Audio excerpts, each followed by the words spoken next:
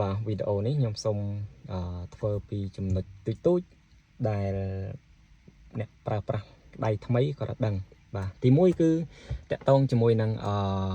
ពេលដែលយើងបើកភ្លើងបើកភ្លើងទៅគឺរលត់ភ្លើងតាប់ឡូបងប្អូនណាបាទបើកភ្លើងទៅគឺវាចេះតែរលត់ភ្លើងបែបនេះអញ្ចឹងឥឡូវចាំមើលខ្ញុំបាទពេលបើកភ្លើងទៅរលត់បែបហ្នឹងគឺ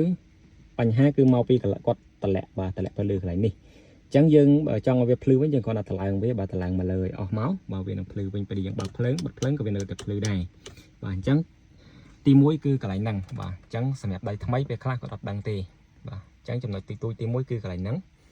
ចំណុចទី2តកតងជាមួយនឹង screen នេះបងប្អូនបាទ screen នេះអញ្ចឹងដោយសារខែក្តៅអញ្ចឹងខ្ញុំអត់ណែនាំឲ្យបងប្អូនតម្លើងអា screen នេះបាទពលឺ screen នេះខ្លាំងពេកទេអូខេវារាំងចាំងតិចដោយសារកាលណាតឡើងវាខ្លាំង screen វាភ្លឺខ្លាំងវាអាចក្តៅបើងាយនឹងក្តៅ screen អញ្ចឹងទៅវាអាចធ្វើឲ្យ screen យើងងាយស្លេកពណ៌ងាយនឹងឆេះបាទនេះកន្លែងពលឺនេះបាទអញ្ចឹងខ្ញុំរីកមែនឲ្យបងប្អូនតម្លាក់ពលឺវាមកអស់មកបាទដើម្បីឲ្យ screen យើងជិះពេលថ្ងៃក៏យើងនៅមើលឃើញមកល្មមហើយពេលយប់ក៏វាមិនចាំងភ្នែកយើងបាទអញ្ចឹងយើងតម្លាក់ screen វាអស់មកដើម្បីកុំឲ្យវាក្តៅ screen នឹងខ្លាំងពេលខ្លះយើងជិះឡានទៅយើងសាកយកដៃមកដាក់កន្លែងហ្នឹងគឺវាក្តៅខ្លាំងអញ្ចឹងវាអាចធ្វើឲ្យវាងាយនឹងឆេះងាយអីអញ្ចឹងទៅបាទអញ្ចឹងបងប្អូនអាចដាក់តាមខ្ញុំអញ្ចឹងមកបាទកន្លែង contrast នេះតម្លើងវាអស់ហើយកន្លែង brightness នេះតម្លាក់វាអស់អញ្ចឹងដូចខ្ញុំមកក៏បានដែរបងប្អូនបាទអញ្ចឹងចំណុចទី2គឺកន្លែងហ្នឹងហើយចំណុចទី3គឺ key lock នេះបងប្អូនបាទ key lock នេះគឺសម្រាប់ឡុកកូនក្មេងបាទអញ្ចឹងកាលណាតែយើងទាញវាចុះក្រោមចេះបាទយើងទាញវាចុះក្រោមអញ្ចឹងមានន័យថាយើងបើកពីខាងក្នុងអត់ចេញទេបើកបានតែពីខាងក្រៅអ្នកខ្លះគាត់ស្មានថាទ្វារឡានគាត់ខូចទៀតឥឡូវចាំមើលខ្ញុំទាញតម្លាក់អញ្ចឹងហើយខ្ញុំទាញពីខាងក្នុងបាទពេលនេះបាទទាញមកវាអត់មានស្ទើរទប់ហ្មងបាទគឺទាញអត់បានទេបាទទាញអត់បានទេប៉ុន្តែបើយើងបើកពីខាងក្រៅបានអញ្ចឹងបើសិនជាករណីយើងជាប់ទ្វារពីខាងក្នុងហើយបើកទ្វារពីខាងក្រៅទៅបានបងប្អូនមើលកន្លែងហ្នឹងបាទយើងគ្រាន់តែទាញវាឡើងមកវិញអញ្ចឹងមកបាទយើងនឹងបើកមកមានស្ទើរឃើញទេមានស្ទើរទប់ហើយ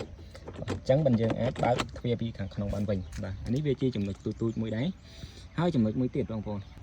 កន្លែងនេះបងប្អូនពេលដែលយើងជិះឡានទៅយើងចេះឆ្ងល់ឮសលេងដូចឡានដឹកយើងដឹកអេតចាយដឹកកំប៉ុងដឹកអីអញ្ចឹងណាបាទវាលឺក្លាក់នៅគូតខាងក្រោយហ្នឹងអញ្ចឹង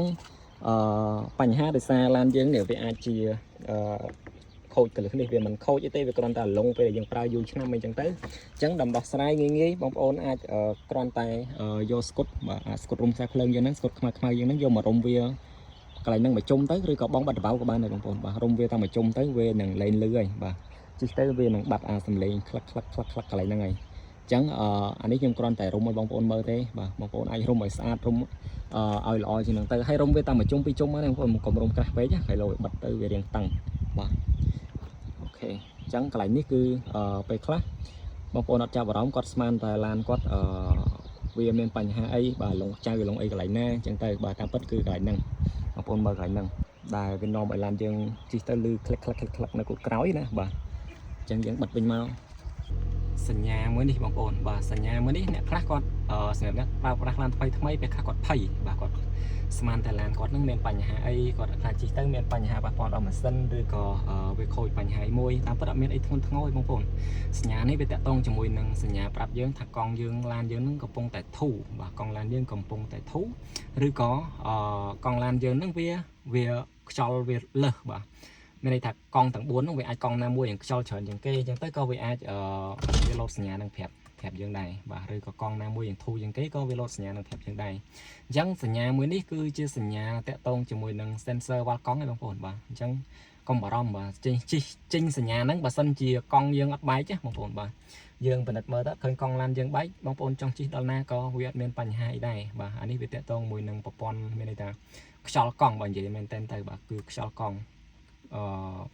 វាប្រាប់តែកង់ឡានយើងកង់ណាមួយធូរពេកឬក៏កង់ណាមួយយ៉ាងតឹងពេកបាទវាអត់ស្មើគ្នាបាទអាហ្នឹងវាគ្រាន់តែប្រាប់យើងប៉ុណ្្នឹងទេបងប្អូនអត់មានប៉ះពាល់អីដល់ប្រព័ន្ធម៉ាស៊ីនប្រព័ន្ធអីម៉ាញេទិកក្នុងឡានយើងណាមួយទេបាទអញ្ចឹងកុំបារម្ភចំពោះសញ្ញាមួយនេះហើយបើសញ្ញាមួយទៀតសញ្ញាស្តៀងនឹងដែរអាហ្នឹងគឺសញ្ញាតាក់ទងមួយប្រព័ន្ធប្រាំងបងប្អូនណាកុំច្រឡំបាទអាហ្នឹងស្តៀងនឹងដែរបាទហើយចុងក្រោយនោះគឺកន្លែងនេះបងប្អូនបាទលេខលេខ O លេខ N លេខ B លេខ D លេខ B បងប្អូនតែងតែជាពិសេសអ្នកប្រើប្រាស់ថ្មីគាត់ច្រឡំលេខ B នេះវាជាលេខឡើងចំណោតបងប្អូនណាបាទអញ្ចឹង no បងប្អូនលេខ B នេះគឺ brake បាទ engine brake មានន័យថា ប្រាំងម៉ាស៊ីនដូចម៉ូតូអាត្រីមយើងអីប្រភេទដាក់លេខ1អញ្ចឹងណាបើពេលដែលចុះទួលទៅយើងដាក់លេខ1ទប់អញ្ចឹងអានេះវាជា engine brake ឯងបងប្អូនបាទប្រាំងទប់ពេលដែលយើងចុះទួលចុះអីមានន័យថាចុះភ្នំចុះអីនឹងខ្ពស់បើយើងអាចប្រើ engine brake នឹងជំនួយអញ្ចឹងពេលដែលឡើងភ្នំគេអត់ប្រើទេបងប្អូនបាទប្រើអានេះទៅវាតឹងបាទប្រើហ្នឹងទៅគឺវាតឹងមិនប៉ុន្តែវាខុសពីម៉ូតូឡើងភ្នំគេដាក់លេខ1ប៉ុន្តែបើអានេះអត់ទេបងប្អូនបាទពេលឡើងភ្នំគេអត់ប្រើទេគេប្រើវាសម្រាប់ចុះភ្នំទេបាទ engine brake នេះអញ្ចឹងវាជាប្រាំងជំនួយប្រាំងម៉ាស៊ីនបងប្អូនបាទប្រាំង